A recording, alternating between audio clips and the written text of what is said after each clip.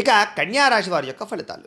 ఈ వారం మీకు అనేక రకాల సమస్యలు ఎదురయ్యే పరిస్థితులు కనపడుతూ ఉన్నాయి. కొంచెం గ్రహగతులు అనుకూలంగా లేదు, చాలా జాగ్రత్తగా ఉండాలి ఈ వారం.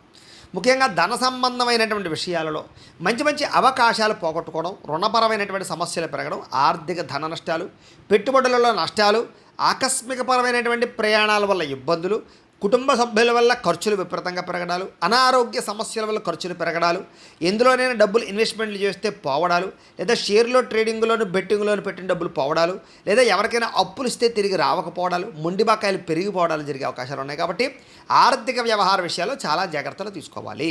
అలాగే కుటుంబపరమైనటువంటి వ్యక్తులకి అనారోగ్య సమస్యల వల్ల, హాస్పిటల్ పాలయ్యేటటువంటి పరిస్థితుల వల్ల ఖర్చులు పెరిగే అవకాశాలు ఉన్నాయి, జాగ్రత్తగా ఉండాలి. అలాగే ఉద్యోగస్తులు కూడా అధిక శ్రమ, ఊహించని మార్పులు, ఉద్యోగపరంగా ఇబ్బందులు, మానసిక అశాంతి కనపడుతోంది.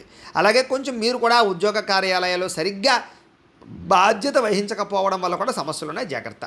ఇక ఈ వారం అంతా కూడా అనారోగ్య సమస్యలు కానీ, లేదా ఆహారపరమైనటువంటి లౌల్యం వల్ల, ఏది పడితే అది తినడం వల్ల గ్యాస్ట్రిక్ ట్రబుల్స్ లాంటివి కానీ, లేదా అనేక రకాల శారీరక రుగ్మతలు రావడం కానీ జరిగే అవకాశాలు ఉన్నాయి.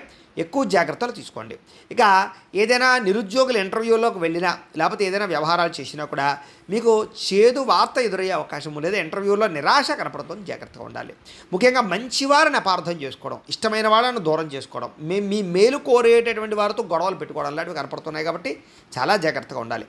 అలాగే మాట్లాడేటప్పుడు కూడా ఏది మంచి ఏది చెడి ఆలోచించి మాట్లాడకపోతే కనుక అనవసరమైన ఇబ్బందుల్లో ఇరుక్కుంటారు. కాబట్టి మాట్లాడేటప్పుడు చాలా జాగ్రత్తగా మాట్లాడండి, మంచి అవకాశాలు పోగొట్టుకుంటారు దానివల్ల. అలాగే మంచి మంచి ఆలోచనలు వస్తాయి, మంచి మంచి నిర్ణయాలు వస్తాయి, కానీ అవి అమలు చేయడం కష్టమైపోతుంటుంది. రెండోది కొంచెం బద్ధకము, లేజినెస్ కూడా పెరిగిపోతుంటాయి.